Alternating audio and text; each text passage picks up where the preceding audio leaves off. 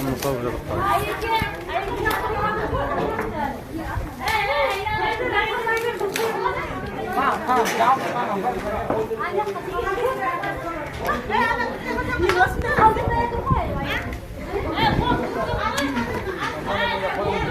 Мінекей бұл жігіттер қызмет қылып жатыр дейді.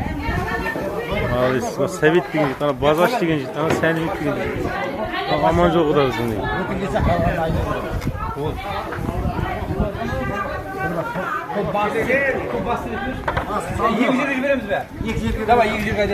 Басты ма? Жоқ, кешке біреуін бере салайық. Осылай осы жағда кешке де келеді.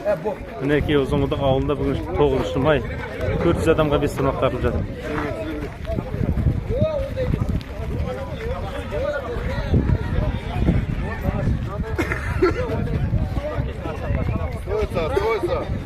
Стройся.